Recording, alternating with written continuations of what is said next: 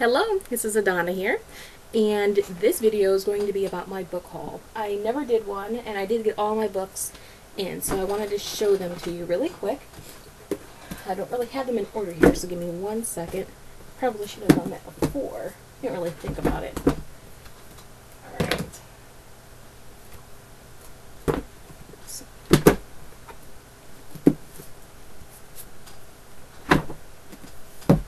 Okay. Let's start with Buckland's Book of Sex and Witchcraft. I wanted this, and then I realized that the one that I really wanted wasn't this one. There are two versions, and I did know that before. I just got the names mixed up. What I wanted was the really, really thick, updated one. I've actually rented that one from the library before, but I returned it, and I didn't get a chance to read it all the way through because the thing is massive, and I was working 2 jobs, and then someone ordered it after me, so I couldn't actually renew it. Aggravating. So I wanted to actually buy it, but I got this one. I can't really complain. This was like 99 cents, $1.99, something like that, and then shipping and handling, which was another random average $3.50 or so added on. So it wasn't really a bad price for the book or anything. I haven't read through it yet. I'll read this and then I'll look into getting the thicker updated version too soon. But I do know what this one is basically about. This is the show Wicca, I believe, right? Yes. The show Wicca version, which is basically, it's not exactly a Germanic, Nordic revival exactly. It's similar. It uses that pantheon and traditions, but it's not a revival. What I read of the other one, I really liked it. Not so much of, I didn't connect to the goddess stuff, but everything about the god, about making your own. The other one that I read had instructions on how to make an altar, how to make your own athame. I could never really do that stuff because I don't have the tools or the expertise, and I am nowhere near as cautious enough to actually use the things required. I cut myself cutting onions all the time, and I've been doing that since I was 16 years old. I'm 25 now, you'd think I'd learn. I don't really pay attention when I should, and that's what it comes down to, so I am no good on making that sort of thing. But there's other stuff that I would make. And I really, really like the instructions on there. I don't think this one has instructions in it, or at least nothing with pictures. But, yes. What I do like about it is that it actually has hymns and songs and stuff in the back. You probably couldn't see that. But yeah. I can't read music, but, I like hymns, I like songs, it's chants, things like that. I've recently gotten into that. Alright. That's Sex and Witchcraft. Okay. Now, the next one I want to go over, The Sabbats. A New Approach of Living the Old Ways by Eden McCoy. And I apologize if I got any names wrong. Alright. This one is, it's okay. There is another Sabbat's book that I would want to get that comes highly recommended. I was actually looking for the other one. I don't recall the name of it off the top of my head. It might actually be like an updated version of this. But this one was cheap, and I got this one, and I don't regret it. It's very thick. It's got a lot of information, a lot of samples. I looked in it for Imbolc. I wanted to get something out of there to celebrate Imbolc, and I just should have looked it up sooner because there was nothing in there that I could do it at the last minute.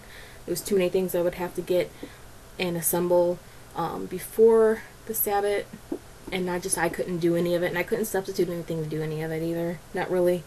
But this is very useful. I do like this book. It has a lot of stuff in there.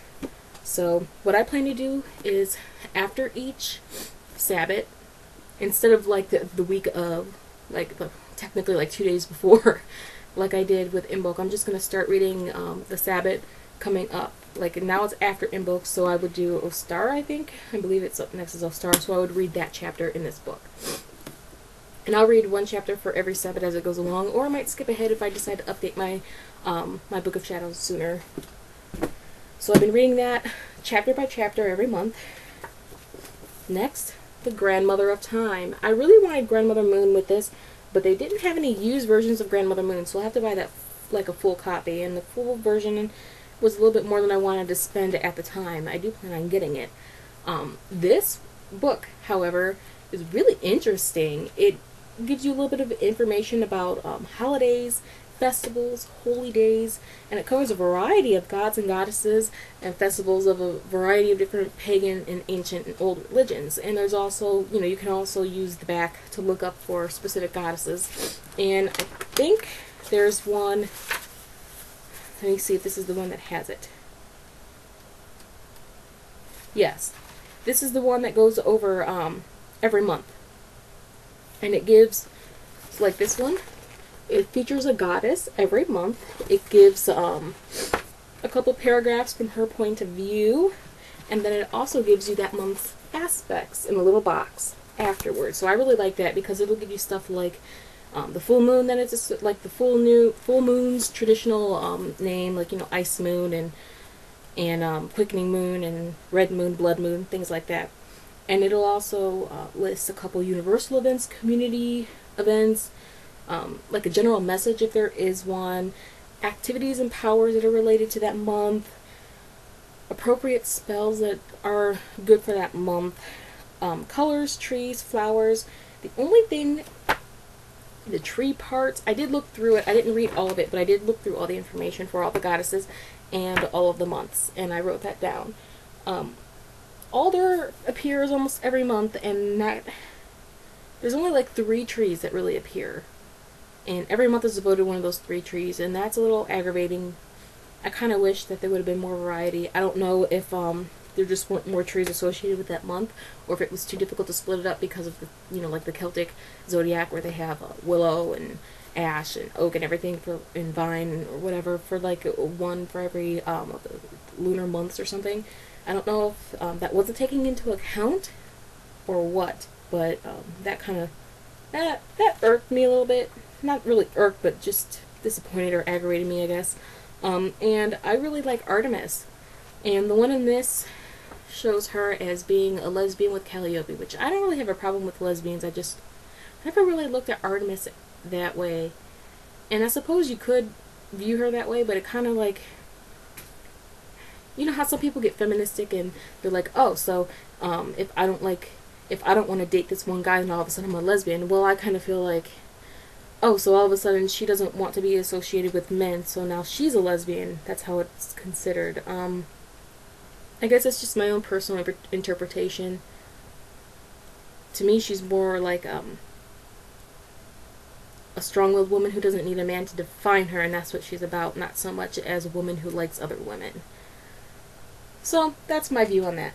This I plan, and I have been reading on a monthly basis. I go through all of it, and there are a lot of interesting holidays in there. I actually got a couple that I'm celebrating. One is a holy day dedicated to, not exactly a holy day, but a series of days dedicated, well, not really dedicated, but it's like, okay, in Greece there were 3 days in a month in a row, starting on the dark moon, the first day of the crescent moon and the day after, and the dark moon was celebrated with Hecate, which I do. I'm going to be celebrating Hecate every day in the dark moon. Like, you know how you have Sabbat, it's like a similar ritual for her.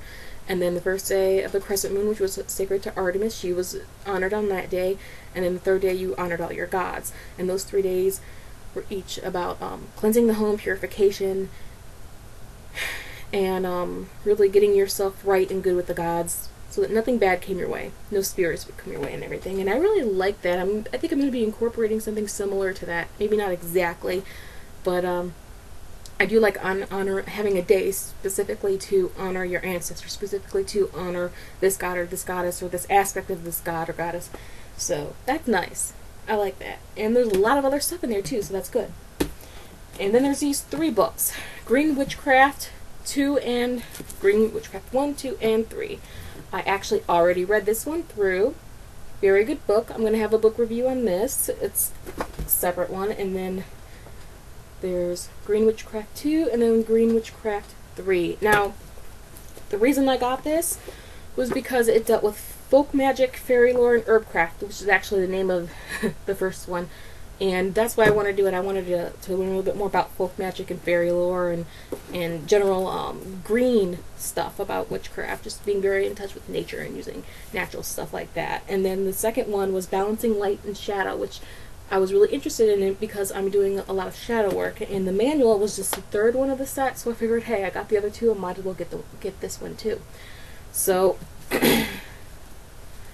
not really going to go into what these are about in specific detail, but I will say that they're by Anmora Umiel, however you want to say her name, and that she claims to be a hereditary witch. I haven't really done my research on her. I don't know if she's one of the ones where she was debunked, or people just generally think that she was lying about it, but she goes on and on about it a lot in her book, so whatever.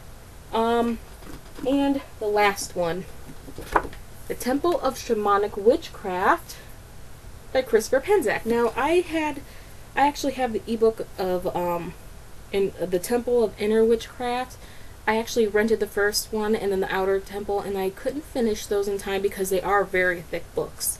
This one, I think, is something like 400 pages, and it's not so much the page number. The page number is nothing. It's, you know, it's not only thick, but they're very wide and tall, and there's a lot of things, and it's set up to be like a year-and-a-day course, where you do a series of exercises over the span of a month.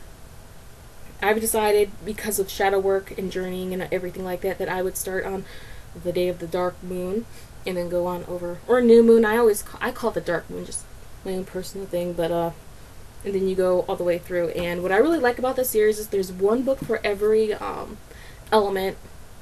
I like the way that's divided up.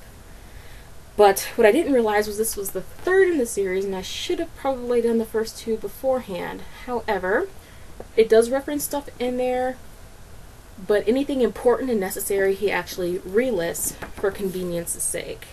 But if he went over like a subject, he'll refer you to the book, and that's fine. I know how to meditate. I've done meditation. I've done basic stuff. I've done basic chakra things and, you know, chakra cleansing and all that. So for me, just diving in this book, it isn't like, oh my god, where am I going to start? I know that stuff. I've practiced that stuff already. So that's okay. But I really like this book. It gives it. It's a nice mixture of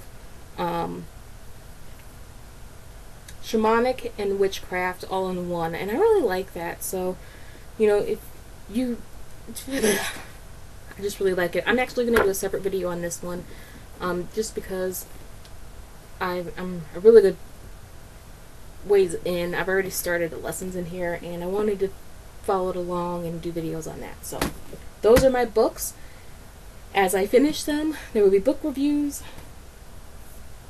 and then, you know, my personal journal, which I know this doesn't technically fit in because this was a book haul video, but I've actually had mixed results in writing with this. I skipped a week and didn't realize it was an entire week, so but I have kept up with it, and I've journaled everything, and I really like journaling, it turns out, so I'm going to try to keep up with that. And I think that's all that I have, so that's my video, and I will talk to you guys later. Thank you for watching.